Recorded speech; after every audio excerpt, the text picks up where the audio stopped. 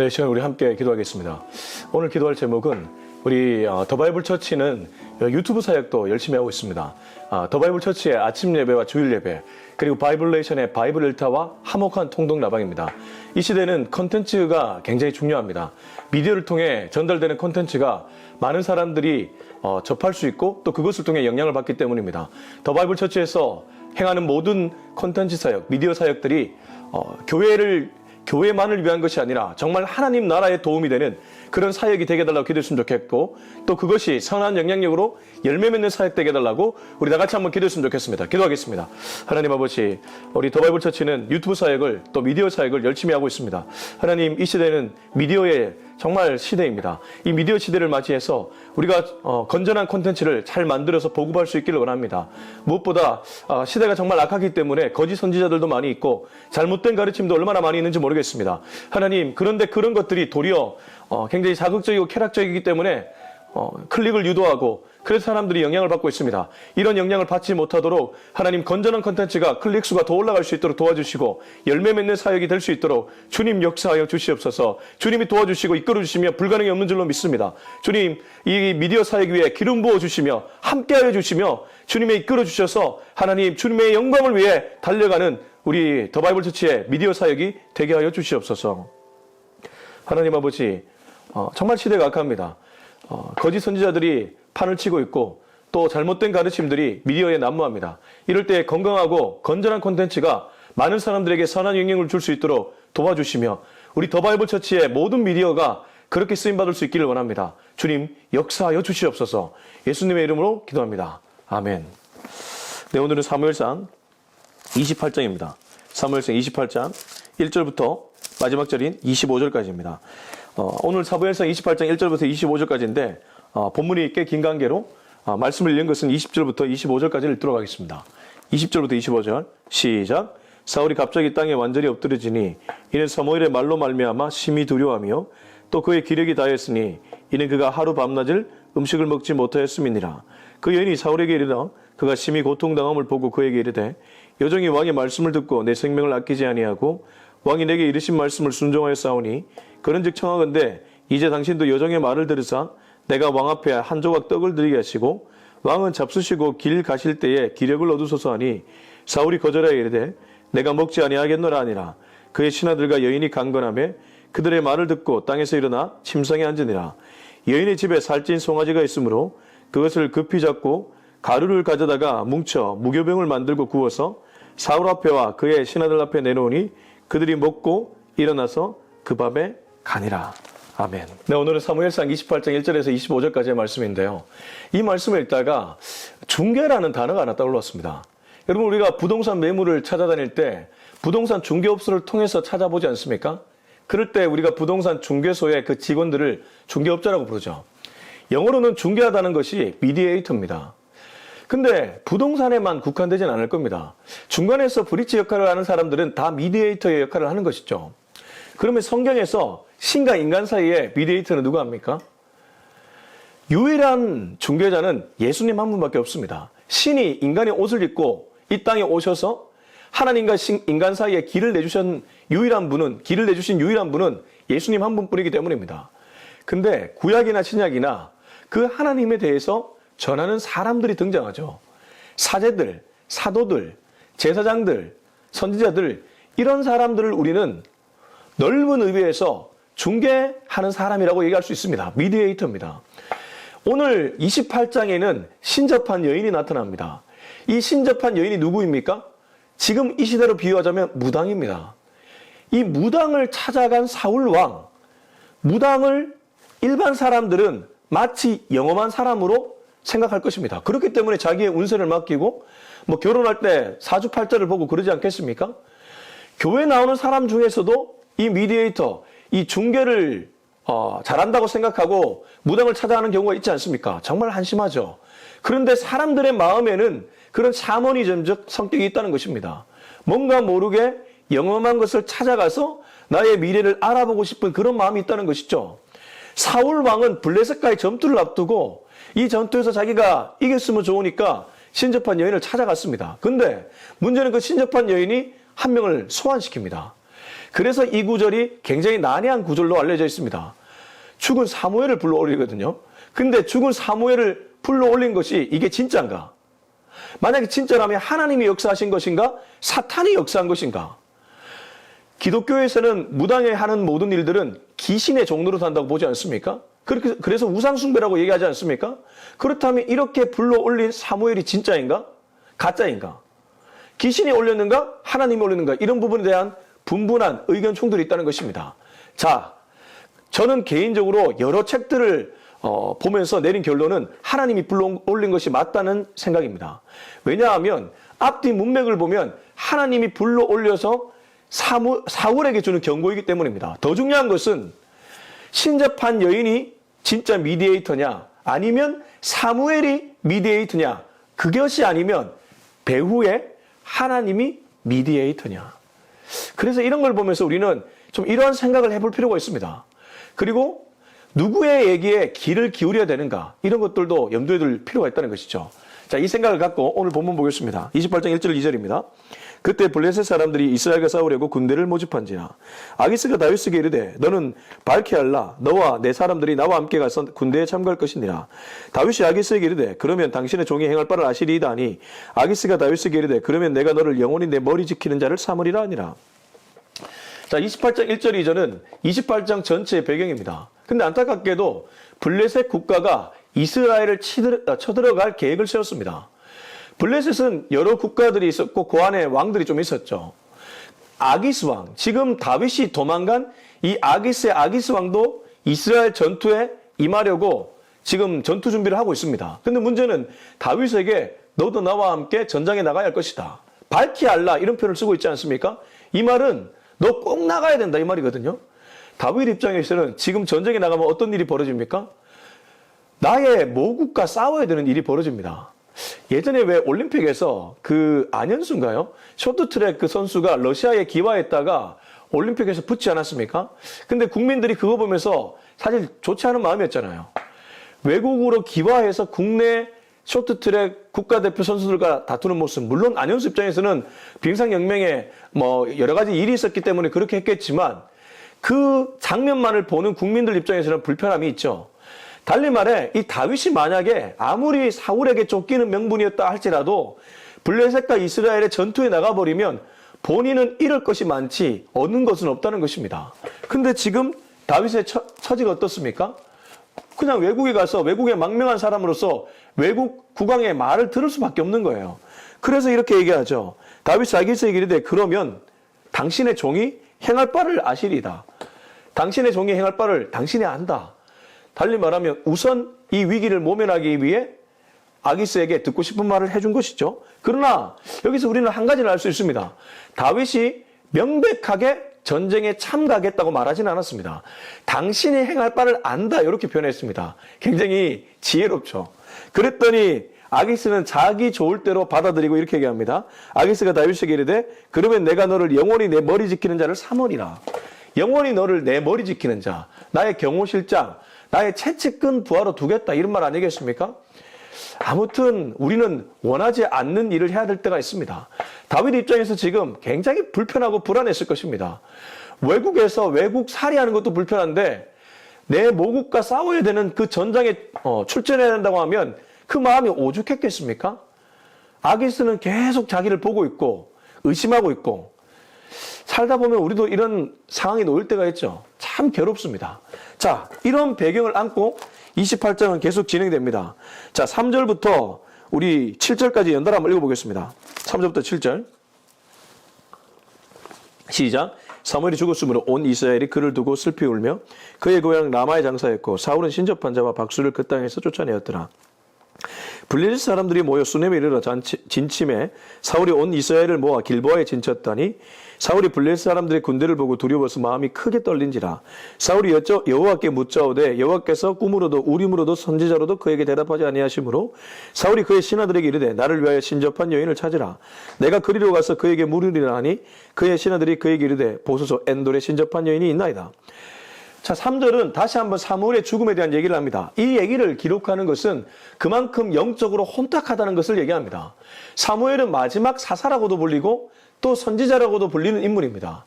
그러한 영적 지도자가 죽었다는 것은 이 국가에 어둠이 드리워졌다는 것이죠.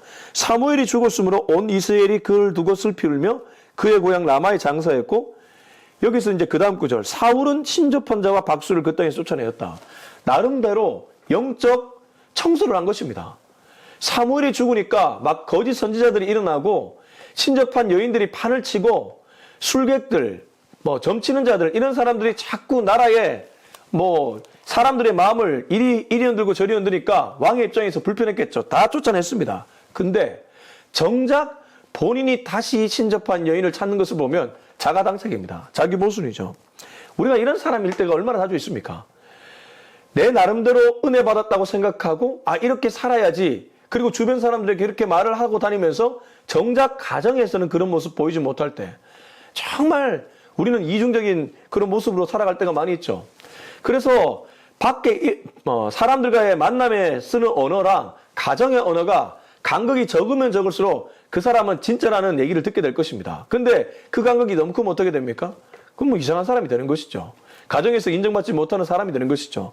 가정에서 인정받지 못하고 밖에서 아무리 잘해봐야 결국 남는 것이 없습니다. 목회자들도 똑같습니다.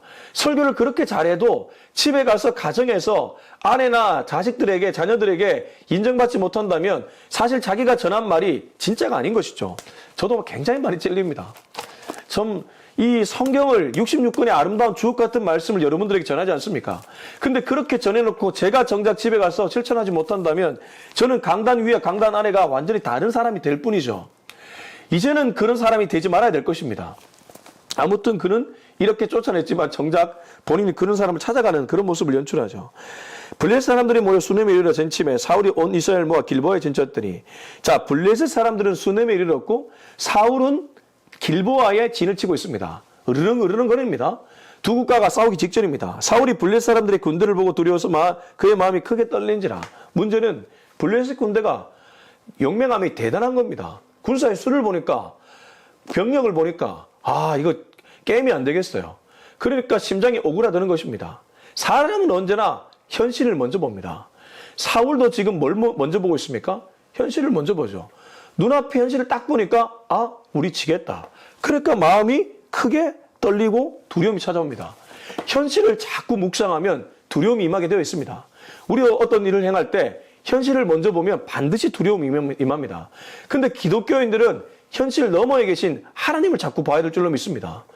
그렇다고 허황된 꿈을 꾸라, 지나친 긍정적인 사고를 하라, 그런 건 아닙니다. 그게 아니라 현실에 파묻혀서 두려움으로 일생을 보내지 말고 현실 너머에 하나님을 많이 묵상함으로 어떻게 하면 현실을 타개해서 하나님이 원하시는 뜻을 이뤄낼까를 많이 묵상하라는 것입니다. 교회에 이런 사람들이 많으면 그 공동체는 일이 일어나게 되어 있습니다. 그러나 자꾸 현실만을 묵상하면 불평이나 불만, 아니면 현실의 어려움을 자꾸 토로할 뿐이죠. 두려움의 영이 그를 잡았기 때문입니다. 바라기는 저와 여러분은 두려움의 영을 떨쳐버리고 하나님의 신령한 영에 붙잡힐 수 있기를 예수님의 이름으로 축원합니다. 6절, 사울이 여호와께 묻자오되 여호와께서 꿈으로도 우림으로도 선지자로도 그에게 대답하지 아니하시므로. 이 두려움에 빠진 사울이 그래도 잘한 것은 하나님을 찾아간 것입니다. 근데 찾아갔더니 꿈으로도 우림으로도, 신탁의 메시지를 보통 이 우림이나 꿈으로 받았는데, 심지어 선지자를 통해 받았는데 대답하지 않는 거예요. 사무엘이 죽은 후에 다른 여러 선지자들 찾아가 봤지만 그 사람들이 대답을 하지 않는 겁니다. 그럼 어떤 생각 들겠습니까? 하나님은 나를 버리셨나? 신구약 중간기라는 것이 있습니다. 구약의 계시가 끝나고 신약의 예수님이 출현하기까지의 중간기. 보통 학자들은 이 시기를 암흑기라고 부릅니다. 계시가 없었기 때문입니다. 계시가 없을 때 정말 답답하죠. 근데 그때는 자신을 돌아봐야 됩니다. 공동체를 돌아봐야 되는 것이죠. 사울에게 하나님이 계시하지 않는다는 것은 네 자신을 돌아보라는 무언의 메시지였습니다. 말을 하지 않는 메시지였다는 것이죠. 그렇게 사울이 울며 통에 자복했다면 분명히 하나님은 다시 말씀해 주셨을 것입니다. 근데 그가 그러한 영적 상태가 아닌 것이죠. 7절 사울이 그의 신하들에게 이르되 나를 위하여 신접한 여인을 찾으라. 내가 그리로 와서 그에게 물으리라니 그의 신하들이 그에게 이르되 보소서 엔돌에 신접한 여인이 있나이다. 3절에서 분명히 쫓아냈는데 7절에 두려움의 영은 임했고 하나님은 말씀하시지 않으니까 무리수를 둡니다. 이게 문제예요. 우리가 어떤 일을 할 때 하나님이 응답하지 않으면 잠잠히 기다리거나 자신이나 공동체를 돌아볼 그러한 시간을 가지면 돼, 성찰의 시간을 가지면 되는데 그렇게 하지 않고 무리수를 두면 자기의 영혼도 망할 뿐만 아니라 공동체를 잘못된 방향으로 끌고 가는 것이죠. 지금 사울도 지도자고 다윗도 지도자입니다. 제가 엊그저께 이 생각을 잘해야 된다고 말씀드렸습니다. 사울은 그 생각, 엔돌에 신접한 여인을 찾으러 간다는 그 생각이 완전 잘못된 생각이었죠. 자기 모순, 자기 당착에 이를 뿐 아니라 무리수를 두는 그런 일이었습니다. 우리 주변에 보면 어떻게 해서든지 간에 자기의 일을 이걸 이뤄내야만 직성이 풀리는 사람들이 있습니다. 근데 문제는 그렇게 지 꿈을 이뤄내는데 다른 사람들이 다 이용당하고 상처를 받게 됩니다. 엄밀히 말해 그건 하나님의 꿈이 아니죠. 자기의 야망을 이룰 뿐입니다. 지금 사울은 이 블레셋과의 전투에서 반드시 이겨야 했기 때문에 무리수를 두고 있습니다. 자, 8절부터 14절까지 읽어보겠습니다. 시작. 사울이 다른 옷을 입어 변장하고 두 사람과 함께 갈새 그들이 밤에 그 여인에게 이르러서는 사울이 이르되 청하노니 나를 위하여 신접한 술법으로 내가 내게 말하는 사람을 불러 올리라 하니 여인이 그에게 이르되 내가 사울이 행한 일 곧 그가 신접한 자와 박수를 이 땅에서 멸절시켰음을 아나니 내가 어찌하여 내 생명에 올무를 놓아 나를 죽게 하려느냐 하는지라. 사울이 여호와의 이름으로 그에게 맹세하여 이르되 여호와께 살아계심을 두고 맹세하노니 내가 이 일로는 벌을 당하지 아니하리라 하니 여인이 이르되 내가 누구를 내게로 불러 올리랴 하니 사울이 이르되 사무엘을 불러 올리라 하는지라. 여인이 사무엘을 보고 큰 소리로 외치며 사울에게 말하되 당신이 어찌하여 나를 속이셨나이까. 당신이 사울이시니이다. 왕이 그에게 이르되 두려워하지 말라. 내가 무엇을 보았느냐 하니 여인이 사울에게 이르되 내가 영이 땅에서 올라오는 것을 보았나이다 하는지라. 사울이 그에게 이르되 그의 모양이 어떠하냐 하니 그가 이르되 한 노인이 올라오는데 그가 겉옷을 입었나이다 하더라. 사울이 그가 사무엘인 줄 알고 그의 얼굴을 땅에 대고 절하니라. 자, 8절부터 14절은 신접한 여인과 사울과의 대화입니다. 결국 어떤 것입니까? 사무엘을 불러달라고 한 것이죠. 변장을 하고 갔다고 얘기합니다. 변장을 하고 갈 수밖에 없었겠죠. 본인은 왕이고 이미 자기의 얼굴이 다 팔린 사람 아닙니까? 그리고 신접한 여인, 박수 무당들 다 쫓아보냈는데 그런 왕이 직접 그 사람을 찾아간다는 것 자체가 얼마나 우스꽝스러운 모습입니까? 그래서 변장합니다. 이 모습 자체가 지금 사울의 현 주소를 알려주고 있습니다. 왜 당당하지 못합니까? 당당하지 못하고 숨긴다는 것 자체가 뭔가 문제가 있다는 것이죠. 여러분 영적으로도 그렇습니다. 이단들이 당당하지 못한 이유가 무엇입니까? 왜 교회에 들어와서 변장하고 변신합니까? 당당하지 못하기 때문입니다. 당당하면 드러내야죠. 드러내서 말을 해야죠. 드러내서 말을 하면 사람들이 자기를 안 좋게 보니까 자기의 목적은 이 공동체에 들어와서 어떻게든 간에 이단에 끌고 가야 되니까 그렇게 변장을 하는 것이죠. 지금 사울왕은 신접한 여인에게 찾아가기 위해 변장하고 있습니다. 얼마나 초라한 왕의 모습입니까? 그렇게 가서 그 사람에게 사무엘을 불러달라고 하는데 이 사람은 처음에는 아니 지금 이 국가의 왕이 그런 걸 하면 다 멸절시킨다고 그렇게 얘기하지 않았냐. 나 못한다. 그러니까 이 사울이 내가 책임지겠다고 말을 하죠. 10절 자기가 왕이니까요. 사울이 여호와의 이름으로 그에게 맹세하여 이르되 여호와께 살아계심을 두고 맹세하노니 네가 이 일로는 벌을 당하지 않겠다. 그러니까 그 말을 믿고 이 여자는 불러올립니다.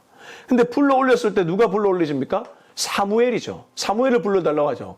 사무엘을 부를 만한 사람 여자가 생각해 보니까 왕밖에 없거든요. 대단한 선지자였기 때문에 그런 사람을 불러올릴 만한 사람 왕밖에 없거든요. 그래서 이 여자가 소스라치게 놀랍니다. 12절 여인이 사무엘을 보고 큰 소리를 외치며 사울에게 말하여 이르되 당신이 어찌하여 나를 속이셨나이까. 당신이 사울이시니이다. 그는 자기의 점괘를 보기 위해 이 여인에게도 거짓말을 서슴지 않습니다. 앞서 다윗이 했던 거짓말과는 다르죠. 다윗은 아기스 왕에게 그 이스라엘의 원수를 죽이고 와서는 오히려 유다를 죽이고 왔다는 그런 거짓말을 했습니다. 그래서 아기스 왕이 내 부하라는 생각을 갖게끔 만들었죠. 근데 그 거짓말은 공동체를 살리는 거짓말이었습니다. 선한 거짓말이었죠. 근데 지금 사울의 거짓말은 어떻습니까? 그는 자기의 이익을 위해서 여자에게 어떤 의미에서 지금 피해를 주고 있는 그런 거짓말입니다. 아무튼 13절 왕이 그에게 이르되 두려워하지 말라 네가 무엇을 보았느냐 하니 여인이 사울에게 이르되 내가 영이 땅에서 올라오는 것을 보았나이다 하는지라. 이것도 우습습니다. 본인이 두려움의 영에 빠져서 점괘를 보러 왔는데 여자에게 두려워하지 말라. 두려움의 영에 사로잡힌 사람이 또 다른 두려움의 영에 사로잡힌 여인에게 이런 얘기를 하고 있으니까 얼마나 이게 우습습니까? 근데 이제 영이 땅에서 올라오는 걸 봤다는 거죠. 그래서 이 구절이 문제가 있습니다. 죽은 사람을 불러올린다? 귀신의 소환술인가? 왜 우리가 왜 보면 무당들도 왜 마치 신들린 사람처럼 막 구슬하다가 막 다른 어떤 사람의 영이 임해서 그 사람의 목소리로 변조해서 막 말하는 것을 드라마를 통해서 보기도 하지 않습니까? 지금 그러니까 그런 것인가라는 의문이 든다는 것이죠. 근데 요즘 들어 많은 학자들은 이것이 하나님이 불러 올린 것이 맞다고 얘기합니다. 왜냐하면 사울도 사무엘인 줄 알고 절을 하고 있고 여러 가지 모습을 보고 말을 보면 이건 사무엘이 맞다는 것이죠. 하나님이 이 시간에 사무엘을 불러 올려서 다시 한번 사울에게 경고의 메시지를 던진다는 것입니다. 자, 15절부터 19절까지 읽어보겠습니다. 시작. 사무엘이 사울에게 이르되 네가 어찌하여 나를 불러 올려서 나를 성가시게 하느냐 하니 사울이 대답하되 나는 심히 다급하나이다. 블릿 사람들은 나를 향하여 군대를 일으켰고 하나님은 나를 떠나서 다시는 선지자로도 꿈으로도 내게 대답하지 아니하시기로 내가 행할 일을 알아보려고 당신을 불러 올렸나이다 하더라. 사무엘이 이르되 여호와께서 너를 떠나 내 대적이 되셨거늘 네가 어찌하여 내게 묻느냐. 여호와께서 나를 통하여 말씀하신 대로 내게 행하라. 내게 행하사 나라를 내 손에서 떼어 내 이웃 다윗에게 주셨느니라. 내가 여호와의 목소리를 순종하지 아니하고 그의 진노를 아말렉에게 쏟지 아니하였으므로 여호와께서 오늘 이 일을 내게 행하였고 여호와께서 이스라엘을 너와 함께 블레셋 사람들의 손에 넘기시리니 내일 너와 네 아들들이 나와 함께 있으리라. 여호와께서 또 이스라엘 군대를 블레셋 사람들의 손에 넘기시리라 하는지라. 그렇게 불러올려 들은 사무엘의 메시지는 사울 왕을 오히려 완전히 꼬꾸라지게 만들었습니다. 무엇입니까? 네 왕위는 다윗에게 넘어갈 것이다. 너와 네 아들들은 여기서 나를 만나게 된다. 이 19절 내일 너와 네 아들들이 나와 함께 있으리라. 이 무슨 말입니까? 죽게 된다는 거죠. 그러니까 죽음의 예언을 듣게 된 거예요. 왕위는 넘어가고 너는 죽게 될 것이라는 예언을 듣게 되죠. 괜히 엔돌에 신접한 여인이 찾아와서 그렇게 자기의 무리수로 불러 올렸다가 도리어 듣게 된 메시지는 자기의 죽음에 대한 메시지였다는 것입니다. 그런데 여기서 우리는 아주 중요한 한 가지를 발견할 수 있습니다. 제가 앞서 설교 초도에 얘기했던 누가 진짜 미디에이터, 중개자인가 이 부분에 대한 얘기입니다. 사울은 신접한 여인을 통해서 자기의 운명을 알아보려고 갔습니다. 신접한 여인이 마치 중간에서 사무엘을 불러 올린 것처럼 보여주지만 사실 그 여인이 능력이 있어서가 아니라 하나님이 사울에게 말하고 싶으셔서 사무엘을 잠깐 그리로 보내신 것이죠. 그렇게 보면 진짜 중개자가 누구인지를 우리는 알 수 있습니다. 이 시대의 진짜 중개자가 누구입니까? 사무엘 선지자 같은 목사들의 중개자입니까? 말씀이 중개자인 줄로 믿습니다. 하나님이 사무엘을 불러 올리셔서 그의 입술을 사용해서 사울 왕에게 메시지를 전하고 있기 때문입니다.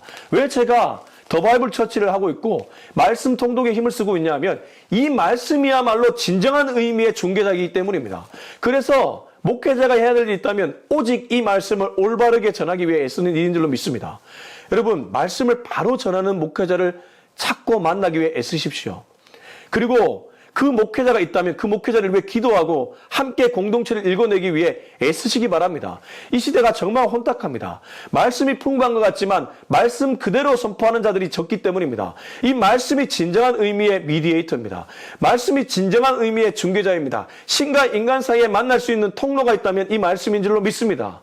여러분, 이 말씀을 통해서 우리는 하나님께 가까이 갈 수 있습니다. 이 말씀을 통해서 하나님의 음성을 들을 수 있습니다. 근데 그것이 아니라 마치 자기의 내면의 주관적인 것을 하나님의 음성으로 착각하고 얘기하는 사람들도 있고 또 무당이나 신령한 사람들을 찾아가서 여전히 그들을 통해 뭔가 자기의 운명을 점치려고 하는 사람들이 많이 있기 때문에 그런 사람들에게 하나님의 말씀, 이 거룩한 하나님의 말씀을 전할 수 있는 저와 여러분이 되었으면 좋겠습니다.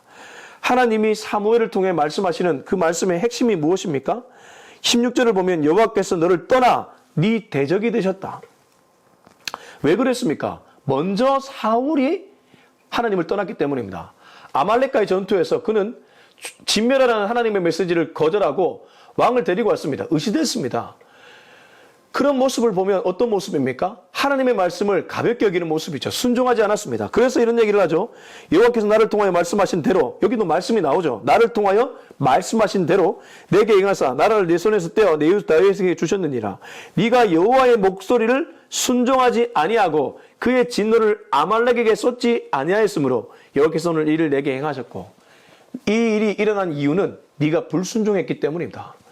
결국 아담의 길을 따라갔다는 것이죠. 아담이 선악과를 따먹은 불순종의 길, 그 길을 통해 죄가 들어왔고 사울도 그 길을 따라갔기 때문에 하나님은 너의 대적이 되었다. 그 얘기를 듣고 있습니다. 그래서 여러분, 우리는 끊임없이 선택의 기로에 놓이게 됩니다. 선악과이냐, 겟세마네 동산에서 십자가를 가느냐. 십자가는 굉장히 힘든 일 같지만 끝에 면류관과 영광이 있습니다. 선악과는 당장에 달콤한 것 같지만 반드시 파멸과 죽음이 있습니다. 그렇기 때문에 우리는 영적으로 보면 이 말씀을 통해서 끊임없이 십자가의 길을 걸어가기 위해 애써야 될 줄로 믿습니다. 자, 이제 20절부터 25절 읽고 마무리하겠습니다.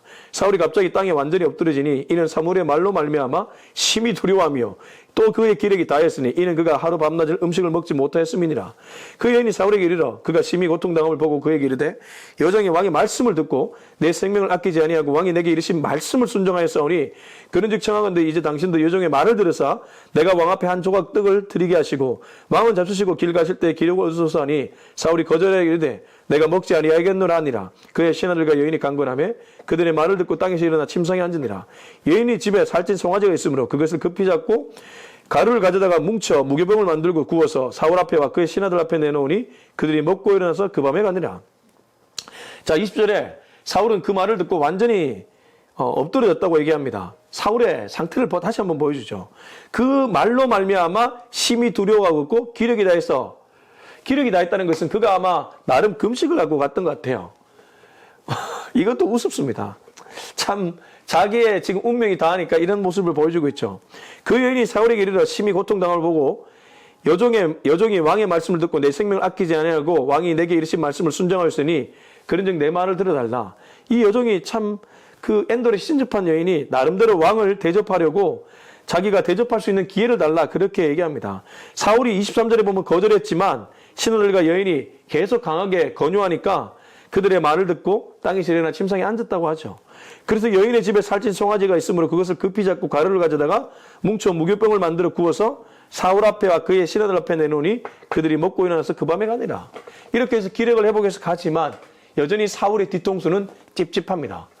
괜히 엔돌에 신접한 여인을 찾아왔다가 오히려 하나님의 분명한 메시지, 자기의 죽음과 자기가 왕위를 다윗에게 물려준다는 그 얘기만을 들을 뿐이었습니다. 결국 일어날 일이 일어나게 된 것이죠. 자, 여러분, 오늘 메시지를 통해서 우리가 배워야 될 교훈이 있다면 무엇입니까? 진정한 의미의 중개자, 이 진정한 의미의 중개자에게 우리가 귀를 기울일 때 하나님은 그 모습 보고 우리 삶에 역사하신다는 것을 잊지 않았으면 좋겠습니다. 사울은 자기 운명, 자기 이익을 위해 신령한 여인, 엔돌에 신접한 여인을 찾아갔습니다. 그러나 그녀는 진정한 의미로 신령하지는 않았습니다. 진짜 신령한 것은 오직 하나님의 말씀이기 때문입니다. 결국 그가 그렇게 찾아갔다가 들은 것은 사무엘을 통해 하나님의 말씀이었습니다. 하나님의 말씀을 들은 것이죠. 하나님의 말씀이 결국 그 사람의 인생을 이끌어간다는 것, 그걸 기억하고 오늘도 말씀 앞에 바로 설 수 있는 저와 여러분이 될 수 있길 예수님의 이름으로 축원합니다. 기도하겠습니다. 이 시간 함께 기도할 때 우리 하나님께 우리가 함께 해줬으면 좋겠습니다. 주님, 나도 모르는 사이에 말씀이 아닌 다른 것에 자꾸 귀를 기울일 때가 있습니다. 주여, 오늘도 말씀 앞에 바로 설 수 있는 내가 되게 하여 주시옵소서. 같이 기도합니다. 하나님 아버지, 언제나 말씀 앞에 설 수 있길 원합니다. 다른 것에 귀를 기울이라고 말을 하는 그런 유혹들에 넘어가지 않고 오직 여호와의 말씀, 이 66권의 성경에 무릎 꿇을 수 있기를 원하오니 주님, 그런 마음을 허락하여 주시고 하나님의 음성을 듣고 그 음성에 따라 살아갈 수 있는 지혜롭고 슬기로운 신앙인들이 우리 한 명 한 명 되게 하여 주시옵소서. 이제는 우리 주 예수 그리스도의 은혜와 하나님의 사랑과 성령의 위로하심이 다른 것들에 유혹받지 않고 오직 여호와의 말씀에 귀를 기울이기로 다짐하는 우리 모두의 머리 위에 지금부터 영원토록 함께하기를 간절히 축원하옵나이다. 아멘.